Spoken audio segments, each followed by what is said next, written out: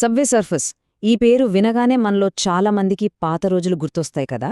Smart ఫోన్లు కొత్తగా వస్తున్న రోజులు, డేటా చాలా కాస్ట్లీగా ఉన్న ఆ టైం. అప్పుడు గేమ్స్ అంటే మనకు కేవలం టైంపాస్ మాత్రమే కాదు, అదొక ఎమోషన్. గంటల తరబడి ఆడినా సమయమే తెలిసేది కాదు. మరి ఒకప్పుడు ప్రపంచాన్ని అంతలా ఊపేసిన ఈ గేమ్ ఇప్పుడు నెమ్మదిగా ఎందుకు కనుమరుగవుతోంది? దాని వెనుకున్న అసలు కథ మనం అనుకున్న దానికంటే చాలా పెద్దలి, ఇంకా చెప్పాలంటే చాలా ఇంట్రెస్టింగ్. 4 బిలియన్లు అంటే 400 కోట్లు. ఇది జస్ట్ ఒక నంబర్ కాదు, సబ్వే సర్ఫర్స్ సృష్టించిన ఒక చారిత్రాత్మక రికార్డ్. ఒకసారి ఊహించుకోండి, ప్రపంచ జనాభాలో దాదాపు సగం మంది ఈ గేమ్ను తమ ఫోన్లలో డౌన్లోడ్ చేసుకున్నారు. ఇప్పటివరకు ఏ మొబైల్ గేమ్ కూడా ఈ మార్క్ని అందుకోలేకపోయింది. ఇంత పెద్ద సక్సెస్ చూసిన గేమ్ మరి ఇప్పుడెందుకు వెనకబడిపోతోంది? ఒకసారి శిఖరాన్ని చేరుకున్న తర్వాత పతనమనేది తప్పదా? ఈ ప్రశ్నకు సమాధానం తెలియాలంటే మనం ఈ కథ మొదలైన చోటికే వెళ్ళాలి. ఈ గేమ్ కథ మనం అనుకున్నట్లు అమెరికాలోని సిలికన్ వ్యాలీలోనో ఒక పెద్ద టెక్ కంపెనీలోనో మొదలవలేదు. దీని మూలాలు చాలా విచిత్రంగా డెన్మార్క్లోని ఒక చిన్న యానిమేషన్ స్కూల్లో ఉన్నాయి. సో 2009లో సిల్వెస్టర్ జెన్సన్, బోడీ జాన్ అనే ఇద్దరు స్టూడెంట్స్ ట్రైన్ బాంబింగ్ అని ఒక యానిమేటెడ్ షార్ట్ ఫిల్మ్ తీశారు. కథేంటంటే, ఒక గ్రాఫిటీ ఆర్టిస్ట్ ట్రైన్పై పెయింట్ వేస్తుంటే ఒక ఇన్స్పెక్టర్, అతని కుక్క అతన్ని చేస్ చేస్తారు. ఈ షార్ట్ ఫిల్మ్కి అవార్డులు రావడంతో వాళ్లకొక ఐడియా వచ్చింది. 2010లో సైబో గేమ్స్ స్టార్ట్ చేశారు. కానీ గేమ్స్ ఎలా పబ్లిష్ చేయాలో వాళ్లకు తెలియదు. అందుకే 2011లో కిలు అనే ఒక ఎస్టాబ్లిష్డ్ పబ్లిషర్తో పార్ట్నర్షిప్ పెట్టుకుని ఫైనల్గా 2012లో సబ్వే సర్ఫర్స్ను లాంచ్ చేశారు.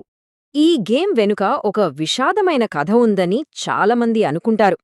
క్రియేటర్ కొడుకు రైలు యాక్సిడెంట్లో చనిపోవడం వల్లే ఈ గేమ్ చేశారని ఒక ఫేక్ స్టోరీ వైరల్ అయింది. కాని అది అస్సలు నిజం కాదు. క్రియేటర్ స్వయంగా చెప్పింది ఏంటంటే, వాళ్లకు fashion, street art, skateboarding, music వీటన్నిటి మీద ఉన్న ఇష్టమే ఈ గేమ్కు అసలైన స్ఫూర్తి. గేమ్ ఇంత పెద్ద హిట్ అవటం వెనుకున్న అసలైన సీక్రెట్ ఎస్వైబీఓ, కిలో మధ్య ఉన్న ఈ partnership. SYBO team game idea, art, design లాంటి క్రియేటివ్ పనులన్నీ చూసుకుంటే, కిలో వాళ్లు పబ్లిషింగ్, మార్కెటింగ్, ఇంకా గేమ్ ద్వారా డబ్బులు ఎలా సంపాదించాలనే బిజినెస్ స్ట్రాటజీని చూసుకున్నారు. క్రియేటివిటీకి కరెక్ట్ బిజినెస్ ప్లాన్ తోడైతే ఎలాంటి అద్భుతాలు జరుగుతాయో చెప్పడానికి ఇదొక పర్ఫెక్ట్ ఎగ్జాంపుల్. అయితే ఎంత బాగున్నా రోజూ ఒకే గేమ్ ఆడితే బోర్ కొట్టటం సహజం. ఈ సమస్యను సబ్వే సర్ఫర్స్ టీం ఎలా అధిగమించింది? వాళ్లు వేసిన ఒకే ఒక ప్లాన్ గేమ్ తలరాతనే మార్చేసింది. ఆ మాస్టర్ స్ట్రోక్ పేరే వరల్డ్ టూర్. డెవలపర్లు ఫేస్ చేసిన అతిపెద్ద ఛాలెంజ్ ఇదే. ఒకేలా పరిగెత్తడం, దూకడం ఎంతసేపని ఆడతారు? ప్లేయర్స్కి బోర్ కొట్టకుండా ఈ ఎండ్లెస్ రన్నర్ గేమ్ను ఎప్పటికీ ఆసక్తికరంగా ఎలా ఉంచాలి? ఇది వాళ్ల ముందున్న పెద్ద ప్రశ్న. ఆ ప్రశ్నకు దొరికిన సమాధానమే ఈ వరల్డ్ టూర్. 2013లో వచ్చిన ఈ అప్డేట్ ఒక గేమ్ చేంజర్. దీనివల్ల ప్రతి కొన్ని వారాలకు గేమ్ సెట్టింగ్ మొత్తం మారిపోయేది.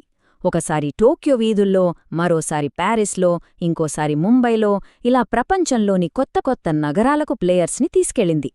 మరి ఈ వరల్డ్ టూర్ ఎందుకంతగా సక్సెస్ అయింది? సింపుల్, 3 కారణాలు. 1.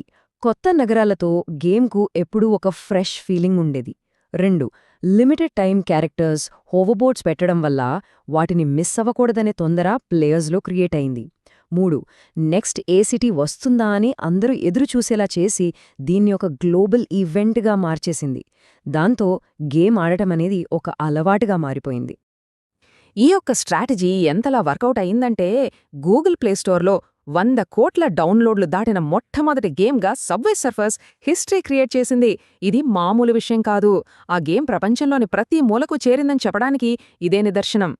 వరల్డ్ టూర్ ఐడియాతో సబ్వే సర్ఫర్స్ సక్సెస్లో పీక్స్కి చేరింది. కానీ ఎక్కిన ప్రతిదీ ఏదో ఒక రోజు దిగాలి గదా. సో ఇప్పుడు మనం ఆ గేమ్ జర్నీలో నెక్స్ట్ ఫేజ్, అంటే దాని స్వర్ణయుగం, ఆ తర్వాత వచ్చిన స్తబ్దత, ఇంకా మధ్యలో వచ్చిన ఒక ఊహించని ట్విస్ట్ గురించి చూద్దాం. 2017-18 సమయాన్ని సబ్వే సర్ఫర్స్ గోల్డెన్ ఏజ్ అని చెప్పొచ్చు. ఆ టైంలో ఏకంగా 100 మిలియన్ల కొత్త యూజర్లు ప్రతి ఏడాది యాడ్ అయ్యేవారు.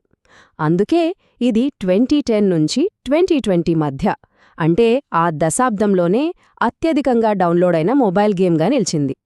కాని ఆ సక్సెస్ ఎక్కువ కాలం నిలవలేదు. నెమ్మదిగా యాక్టివ్ యూజర్ల సంఖ్య తగ్గడం మొదలైంది. దాని పీక్ టైంతో పోలిస్తే గేమ్ దాదాపు 125 మిలియన్ల మంత్లీ యాక్టివ్ యూజర్లను కోల్పోయింది. అంతా అయిపోయిందనుకుంటున్న టైంలో 2020లో టిక్టాక్లో ఒక విచిత్రమైన ట్రెండ్ మొదలైంది. కంటెంట్ క్రియేటర్స్ వాళ్ళు చెప్పే కథలకి, కామెంట్లకి బ్యాక్గ్రౌండ్లో సబ్వే సర్ఫర్స్ గేమ్ ప్లేని వాడటం స్టార్ట్ చేశారు.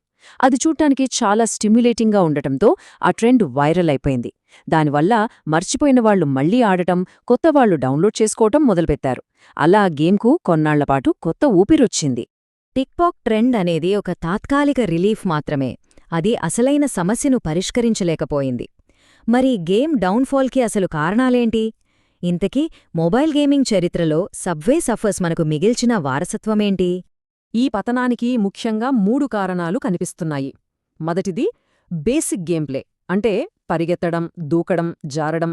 ఇది కొంతకాలం తర్వాత రిపిటీటివ్గా, బోరింగ్గా అనిపించింది. రెండవది మార్కెట్ మారిపోయింది. పబ్జీ లాంటి కాంప్లెక్స్, సోషల్, స్ట్రాటజిక్ గేమ్స్ రావడంతో సబ్వే సర్ఫర్స్ సింపుల్గా అనిపించడం మొదలైంది. ఇక మూడవది టెక్నికల్ బగ్స్. కొన్ని అప్డేట్స్ తర్వాత గేమ్ సరిగ్గా పనిచేయకపోవడం యూజర్లను బాగా నిరాశపరిచింది. అయితే దీన్ని మనం ఒక ఫెయిల్యూర్ స్టోరీగా చూడకూడదు. ఇది ఫెయిల్యూర్ కాదు. ఇది ఒక లెజెండ్ యొక్క సహజమైన జీవిత చక్రం. ఒక తరాన్ని ప్రభావితం చేసిన గేమ్ ఎప్పటికీ టాప్లోనే ఉండలేదు.